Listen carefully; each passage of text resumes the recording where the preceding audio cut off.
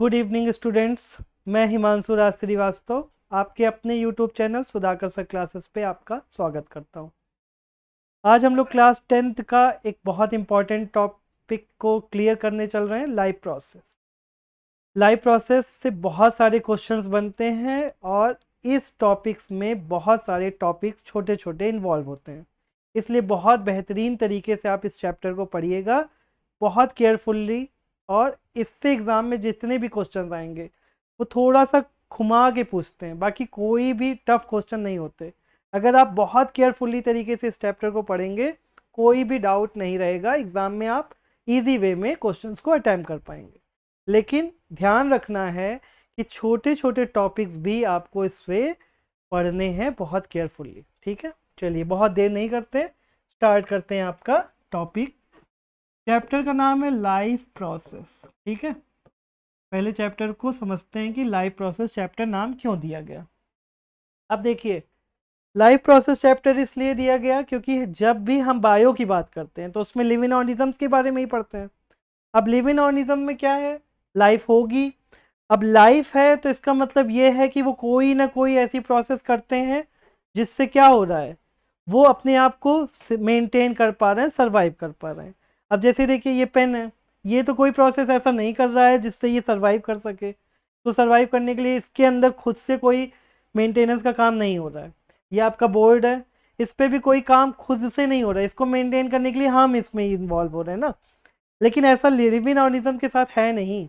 Living organisms क्या करते हैं, कुछ न कुछ ऐसी प्रोसेस रेगुलर बेसिस पे करते हैं जिससे क्या कर सकते हैं, वो मेंटेन कर पाते हैं अपने आप को, और मेंटेन करेंगे तो उसके लिए वो प्रोसेस बहुत एसेंशियल है, इम्पॉर्टेंट है। अब उन प्रोसेस को हम इस पूरे चैप्टर में डिटेल में पढ़ेंगे, लेकिन डिटेल में पढ़ने से पहले हम उनको थोड़ा सा उनके बारे में जान लेते हैं, थोड़ा सा इंट्रोडक्शन उनका ले लेते हैं। तो थोड़ा जान जाएंगे तो फिर आगे आप पढ़ेंगे तो आपको प्रॉब्लम नहीं आएगी। तो लाइव प्रोसेस की पहले तो डिफिनेशन समझ लीजिए, क्योंकि आपसे पूछा जा सकता है कि डिफिनेशन क्या होती है। तो लाइव प्रोसेस आप क्या बताएंगे, by which process any living organisms maintain themselves and survive themselves, ठीक है। अपने आप को मेंटेन रखते हैं, अपने आप को सरवाइव कर पाते हैं, उसी को हम लोग क्या कहते हैं, लाइफ प्रोसेस, ठीक है। अब इस चैप्टर में आपको 4 पार्ट्स में लाइफ प्रोसेस को पढ़ना है। लाइफ प्रोसेस है, रिप्रोडक्शन भी है, ग्रोथ भी है, बहुत सारी वो चीज़ें आपको इसमें इस चैप्टर में नहीं पढ़नी है। रिप्रोडक्शन अलग से आपका एक टॉपिक है। तो वो 4 जो आपको पढ़नी है उनको हम थोड़ा लिख लेते हैं, उनके बारे में थोड़ा सा इंट्रोडक्शन उनका ले लेते हैं। तो पहला जो टॉपिक है वो है न्यूट्रिशन, ठीक है। अब न्यूट्रिशन क्या होता है वो अभी समझेंगे शॉर्ट में। न्यूट्रिशन होने के बाद एक नेक्स्ट प्रोसेस होती है, उसका नाम है रेस्पिरेशन। रेस्पिरेशन हो रही है, रेस्पिरेशन के बाद जो एनर्जी बन रही है वो उसका ट्रांसपोर्टेशन भी हो रहा है। ट्रांसपोर्टेशन नहीं होगा तो फिर और कोई फ़ायदा नहीं होगा उस एनर्जी बनने का। फिर कुछ ऐसे प्रोडक्ट बन जाते हैं जो हमारे आपके लिए बिल्कुल भी यूज़फुल नहीं है, तो उनको बॉडी से रिमूव भी करना होता है। तो ये 4 प्रोसेसेस ऐसी हैं लाइफ की जिनके बारे में हमको इस चैप्टर में डिटेल में पढ़ना है। अब डिटेल में पढ़ना है पहले, लेकिन इंट्रोडक्शन जान लेते हैं। अब देखिए न्यूट्रिशन क्या होता है। न्यूट्रिशन ये होता है आपका, जब आप अपने फूड को ले रहे हैं। अब फूड क्यों लेना ज़रूरी है, क्योंकि फूड से ही आपकी हमारी ग्रोथ होगी, मसल्स बनेंगी और नई सेल्स बनेंगी तो ग्रोथ हो जाएगी आपकी। अब उस प्रोसेस को न्यूट्रिशन बोलते हैं, ठीक है। न्यूट्रिशन वर्ड बना है न्यूट्रिएंट से। तो फूड हम लोग क्यों ले रहे हैं, ऐसा नहीं है कि फूड हमको पसंद आ रहा है, या फूड में कुछ सब्सटेंस ऐसे हैं जिनसे हमको आपको क्या मिलेगी, या तो एनर्जी मिल जाएगी, या तो बॉडी बिल्डिंग हो जाएगी हमारी, या हमारी फॉरेन पार्टिकल्स जैसे बैक्टीरिया, वायरस, इन सब से क्या हो जाएगा, इन सब से हमारा प्रोटेक्शन हो जाएगा। तो 3 टाइप के सब्सटेंस डिवाइड कर दिए गए हैं। पहला हो गया आपका एनर्जी देने वाले सब्सटेंस, एनर्जी न्यूट्रिएंट। दूसरा हो गया बॉडी बिल्डिंग न्यूट्रिएंट्स, और थर्ड हो गया आपका प्रोटेक्टिव सब्सटेंस, ठीक है। अब न्यूट्रिएंट में क्या क्या हम लोग लेते हैं, सबसे पहले हम लोग क्या करते हैं, सबसे पहले हम लोग बात करते हैं कार्बोहाइड्रेट की। ठीक है। कार्बोहाइड्रेट हमारी बॉडी में एनर्जी देता है। हमको आपको कोई भी काम, देखिए मैं आपको पढ़ा रहा हूँ, आप मेरी बात सुन रहे हैं, पढ़ रहे हैं, तो इसमें किस काम में क्या लग रही है आपको, हमारी एनर्जी लग रही कि नहीं। तो एनर्जी जब लग रही है तो एनर्जी के लिए चाहिए ना कुछ, तो एनर्जी किस सब्सटेंस से मिल रही है, उस सब्सटेंस का नाम है कार्बोहाइड्रेट। कार्बोहाइड्रेट के साथ आपने फैट नाम सुना ही होगा। फैट क्या है, फैट नाम ये है, फैट भी आपको क्या दे रहा है, एनर्जी दे रहा है, पर फैट ज़्यादा नहीं होना चाहिए, ना तो कार्बोहाइड्रेट ज़्यादा होना चाहिए। वो सब हम आगे डिटेल में पढ़ेंगे सारी चीज़ें। फिर वो न्यूट्रिएंट आपकी बॉडी में किसी भी मीडियम से पहुंच जाए, डजेंट मैटर, मीडियम से पहुंच गया, अब उससे आपकी चीज़ें लाइफ प्रोसेस आराम से चल रही हैं इजी वे में, ठीक है। अब उसके बाद देखिए हम कार्बोहाइड्रेट लेके आए हैं, तो इसलिए एनर्जी के साथ आपको पढ़ा रहे हैं और आप पढ़ ले रहे हैं उतनी अच्छे से। अब न्यूट्रिशन तो हो गया हमारी बॉडी में, न्यूट्रिएंट बॉडी में पहुंच गए, उनसे हमको क्या मिल रही है, उनसे हमको मिल रही है एनर्जी, ठीक है। अब एनर्जी रिलीज जब होती है तो उस प्रोसेस को हम लोग बोलते हैं रेस्पिरेशन। क्या बोलते हैं, रेस्पिरेशन। तो एनर्जी बनने की प्रोसेस को क्या बोलते हैं, रेस्पिरेशन। अब ये कैसे होगा ये हम लोग डिटेल में आगे फर्दर लेक्चर्स में पढ़ेंगे ये। अब वो जो एनर्जी बन जाएगी तो एनर्जी कहीं ना कहीं एक जगह पे बनेगी, ऐसा तो है नहीं कि पूरे बॉडी के हर पार्ट में एनर्जी बन रही है, ऐसा तो है नहीं। फूड तो आपका जा रहा है एक जगह पे, स्टमक में ही जा रहा है ना। अब वो क्या हो रहा है, एनर्जी जब बन जा रही तो उस एनर्जी का आपके बॉडी में बहुत सारे केमिकल प्रोसेस हो रहे हैं, तो बहुत सारे यूज़फुल मटेरियल भी अब्जॉर्ब हो रहे हैं, वेस्ट मटेरियल भी बन रहा है बाई प्रोडक्ट के फॉर्म में, और एनर्जी भी बन रही। उन सब का पूरे बॉडी में हर एक पार्ट में, आपके हेड से लेके आपके टो तक हर जगह पे आपका काम है। तो जब काम है तो उसका ट्रांसपोर्टेशन होगा ना कहीं वो किसी सब्सटेंस के थ्रू वो मूव करेंगे, उसी प्रोसेस को क्या बोलते हैं, ट्रांसपोर्टेशन, ठीक है। न्यूट्रिशन हो गया, रेस्पिरेशन हो गया, ट्रांसपोर्टेशन हो गया। अब एक्सक्रीशन क्या है, जो चारों प्रोसेस है सब इंपॉर्टेंट है, लेकिन एक्सक्रीशन में क्या हो रहा है, वो मटेरियल्स, कौन से मटेरियल जो हमारे लिए क्या है, वेस्ट है। वेस्ट मटेरियल को क्या करोगे आप, कूड़ा करकट को, ये सब जो आपके घर में यूज़फुल नहीं है उनको क्या करोगे, घर में रखोगे, ड्राइंग रूम में सजा दोगे, नहीं ना, सजाओगे नहीं ना, उसको क्या करोगे, घर से बाहर निकालोगे, क्योंकि आपके लिए यूज़फुल ही नहीं है वो। तो यूज़फुल चीज़ें नहीं है तो उनको क्या करना है, घर में रखने का कोई मतलब तो है नहीं। वैसे हमारी बॉडी भी हमारे जैसी ही है, हमारे बॉडी के जो ऑर्गन्स हैं वो क्या करते हैं, वो वेस्ट मटेरियल को, जो भी वेस्ट मटेरियल बन रहा है उसको बॉडी में ज़्यादा टाइम तक नहीं रखते हैं, उनको किसी ना किसी मीडियम के थ्रू बाहर कर देते हैं। जैसे आपकी बॉडी में वाटर ज़्यादा हो गया, एक्सेस हो गया, तो उतना यूज़ तो है नहीं, तो वेस्ट मटेरियल के फॉर्म में वो क्या हो जाएगा, स्वेटिंग के फॉर्म में बाहर हो गया, या यूरिन के फॉर्म में बाहर हो गया, ऐसे ही साल्ट हो गया, ऐसे यूरिया हो गया, ये सब क्या है, वेस्ट मटेरियल्स है। और वेस्ट मटेरियल का बॉडी में होना हार्मफुल है, इसलिए क्या करती है बॉडी, उसको रिमूव कर देती है। और रिमूव करने की उसी प्रोसेस को हम लोग क्या पढ़ते हैं, एक्सक्रीशन। क्लियर हो गया। इन्हीं चार प्रोसेस के बारे में हम लोग क्या करेंगे, डिटेल में इस चैप्टर्स में पढ़ने वाले हैं। तो चलिए स्टार्ट करते हैं, बहुत देर नहीं करते हैं। अब हम क्या करेंगे, नेक्स्ट टॉपिक्स को डिटेल में पढ़ते हैं। अब देखिए सबसे पहला टॉपिक आपको क्या बताया गया, न्यूट्रिशन, ठीक है। अब न्यूट्रिशन क्या है, ठीक है, न्यूट्रिशन क्या है, न्यूट्रिशन के बारे में आपको समझना है। न्यूट्रिशन वही अभी बता दिया आपको कि बाय वो प्रोसेस जिसके थ्रू बॉडी में न्यूट्रिएंट पहुंच रहा है, उस प्रोसेस को क्या कह रहे हैं, न्यूट्रिशन कहते हैं, ठीक है। अब न्यूट्रिशन हो गया, न्यूट्रिशन के अकॉर्डिंग जितने भी लिविंग ऑर्गेनिज्म हैं उनको दो पार्ट में डिवाइड किया गया। कुछ ऐसे लिविंग ऑर्गेनिज्म हैं जो न्यूट्रिशन के लिए किसी पे डिपेंड नहीं है, उनको अपने आप से फूड उनका मिल जा रहा है। और हम जैसे लोग, आप जैसे लोग, जितने भी क्रिएचर्स हैं, मल्टी सेलुलर ऑर्गेनिजम्स हैं, कुछ ऐसे जो अपने फूड के लिए दूसरे पे डिपेंड हो रहे हैं, ठीक है। तब न्यूट्रिशन के अकॉर्डिंग दो पार्ट में लिविंग ऑर्गेनिजम्स को बांट दिया गया है। फर्स्ट है ऑटोट्रॉप। क्या है, ऑटोट्रॉप्स। ठीक है। ऑटोट्रॉप्स क्या करते हैं? ऑटोट्रॉप्स का मीन्स हो गया जो फूड को खुद बनाते हैं, प्रिपेयर करते हैं, वो हो गए ऑटोट्रॉप्स।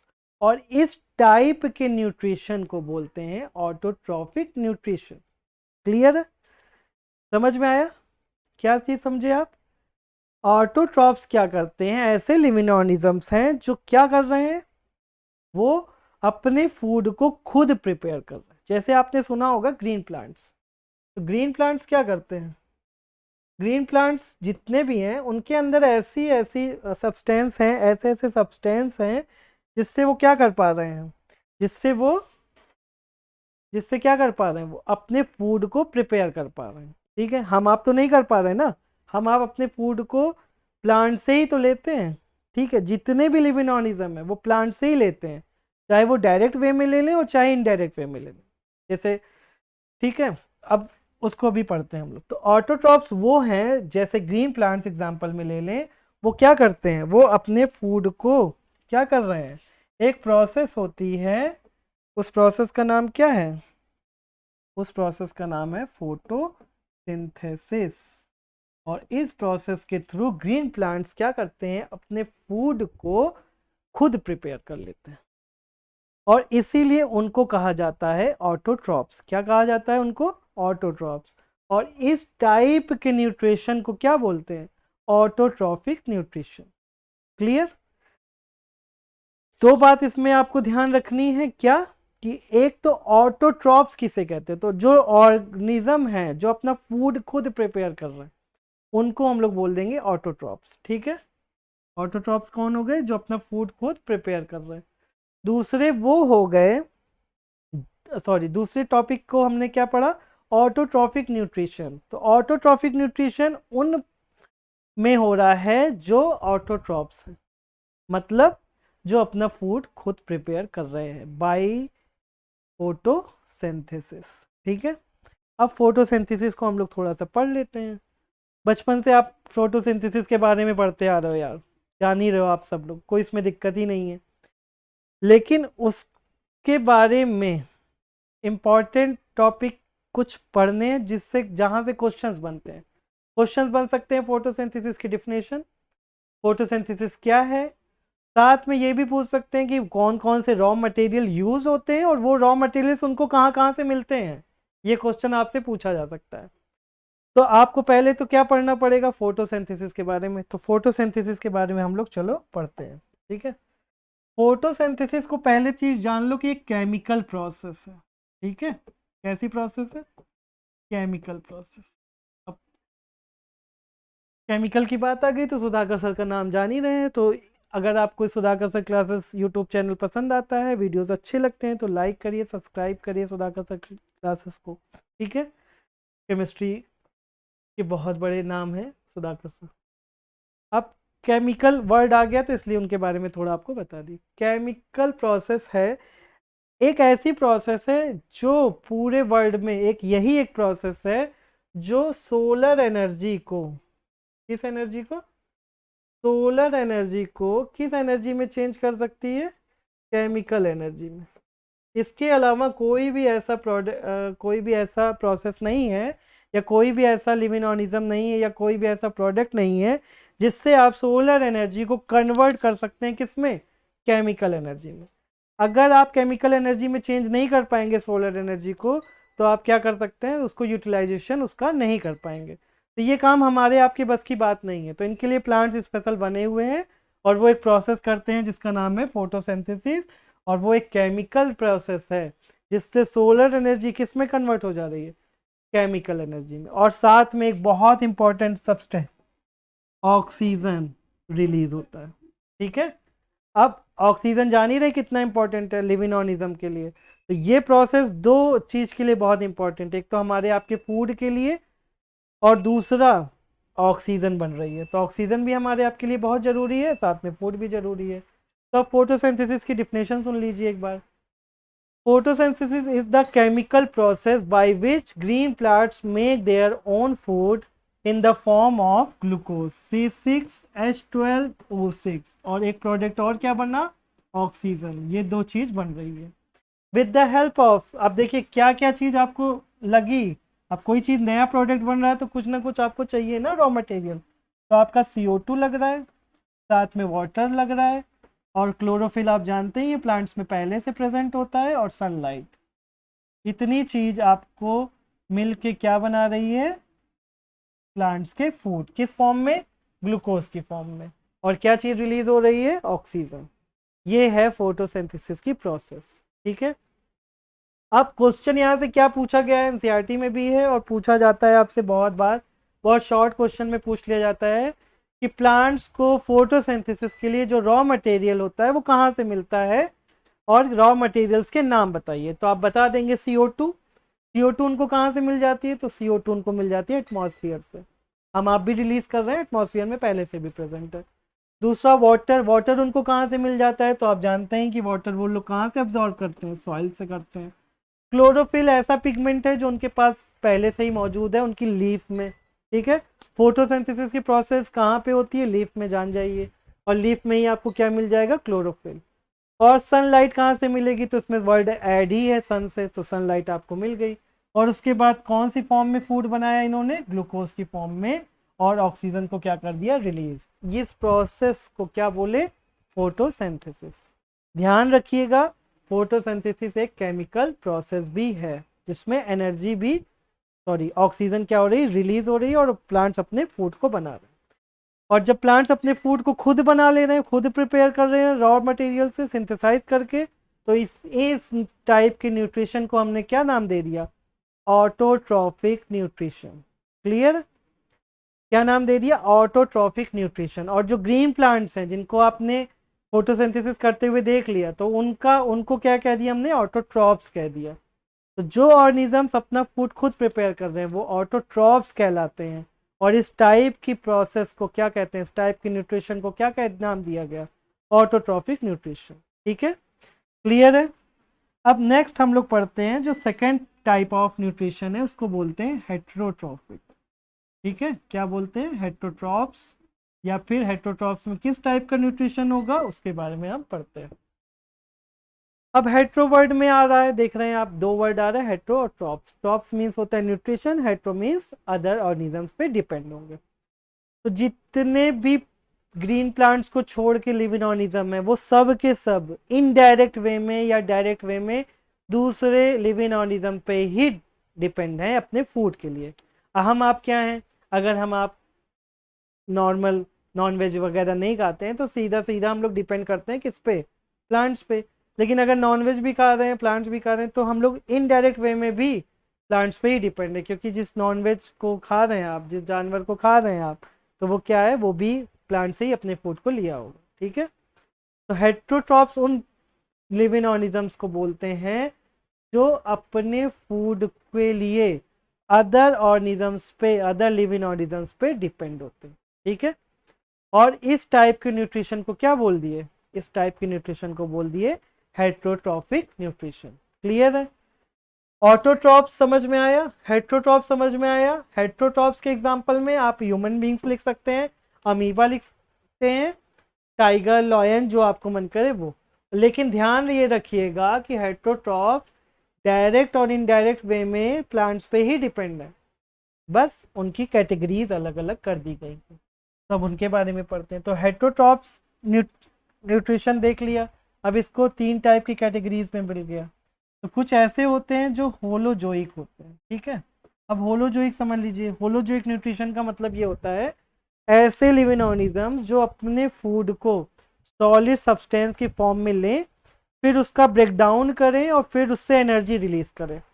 और ये जो ब्रेक डाउन होगा ये होगा with the help of enzymes. Enzymes को बोला जाता है बायो कैटलिस्ट। कैटलिस्ट आपने पढ़ा होगा केमिस्ट्री में, जानते ही होंगे। कैटलिस्ट वो सब्सटेंस होते हैं जो किसी भी प्रोसेस को क्या करते हैं, खुद इन्वॉल्व नहीं होते लेकिन उस प्रोसेस को घटाते या बढ़ा देते हैं। उसी टाइप से हमारी आपकी बॉडी में क्या बनता है, एंजाइम्स बनते हैं।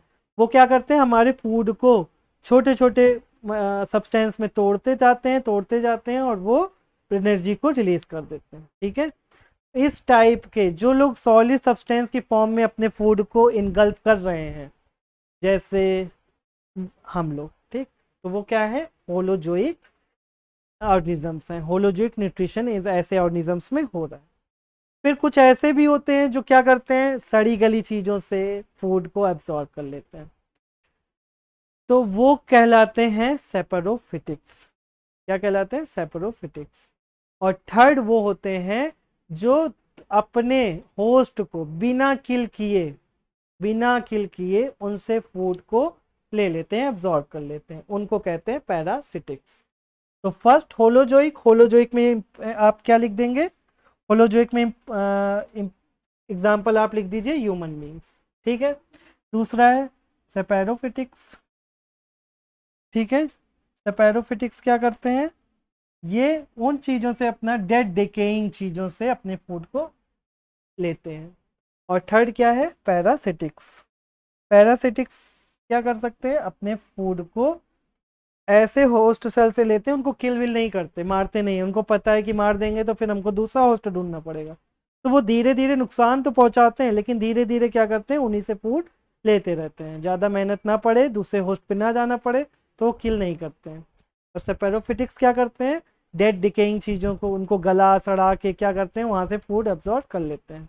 और होलोजोइक क्या करते हैं, सॉलिड सब्सटेंस के फॉर्म में फूड को लेते हैं, इनगल्फ करते हैं, उसके बाद इनगल्फ करने के बाद क्या करते हैं, ऐसे ही नहीं कि उनको तुरंत एनर्जी मिल गई, नहीं, फिर वो क्या करते हैं, उसको एंजाइम के थ्रू ब्रेक डाउन करते हैं छोटे छोटे सब्सटेंस में, और फिर उससे एनर्जी को गेन कर लेते हैं। तो ये इस टाइप के न्यूट्रिशन को क्या बोलते हैं, हेटरोट्रॉफिक न्यूट्रिशन। और जो ऑर्गेनिज्म ऐसा कर रहे हैं उनको बोलते हैं हेटरोट्रॉफ्स। क्लियर। चलिए, ये हम लोगों ने क्या पढ़ लिया, न्यूट्रिशन को बहुत अच्छे से पढ़ लिया। न्यूट्रिशन में सबसे इंपॉर्टेंट टॉपिक्स आपको ऑटोट्रॉफ्स और हेटरोट्रॉफ्स में डिफरेंसेस पढ़ लेने हैं। बहुत सारे क्वेश्चंस आते हैं, तो क्वेश्चंस बन जाते हैं, और कहाँ से बन रहे हैं, इन्हीं टॉपिक्स को जो आपने डिटेल में पढ़ा उन्हीं में से छोटे छोटे टॉपिक से बना देते हैं। अब ये पूछा जा सकता है कि अमीबा में किस टाइप का न्यूट्रिशन हो रहा है, ठीक है, बहुत बार पूछा गया है, तो आप बता देंगे होलोजोइक न्यूट्रिशन हो रहा है, क्योंकि अमीबा में क्या है, अमीबा अपने फूड को इनगल्फ करता है, उसके बाद उससे एनर्जी रिलीज करता है, हमारी आपकी तरह ही, भले वो यूनिसेलुलर ऑर्गेनिजम्स, ठीक है। चलिए, अब हम लोग पढ़ते हैं न्यूट्रिशन इन अमीबा।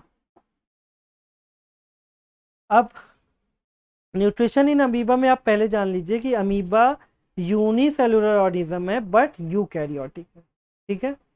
अब यूनिसेलुलर है तो उसके पास कोई ऐसा सब्सटेंस, कोई ऐसा ऑर्गेनिज्म सिस्टम तो है नहीं कि वो अपने फूड को इतनी बढ़िया तरीके से इनगल्फ कर पाए। तो वो क्या करता है, आप सब जानते हैं अमीबा का कोई शेप तो होता नहीं, लेकिन उसकी प्लाज्मा मेम्ब्रेन क्या होती है, बहुत फ्लेक्सिबल होती है, आपने 9th में पढ़ा है। अब जैसे देखिए अमीबा बन गया, बस अमीबा का कोई शेप नहीं होता, बस एक आपको सेल टाइप बना देना है, एक न्यूक्लियस बना देना है, जितने सब्सटेंस है वो बना देने हैं।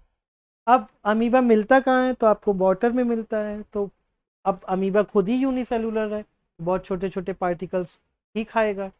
तो ये क्या करता है, ये अपने अंदर एक फिंगर लाइक स्ट्रक्चर, जैसे आपकी ये फिंगर है, इसी टाइप से स्ट्रक्चर को फॉर्म कर लेता है, ठीक है, ऐसे बनाया आपने, अब यहाँ पे आप ऐसे बना दीजिए।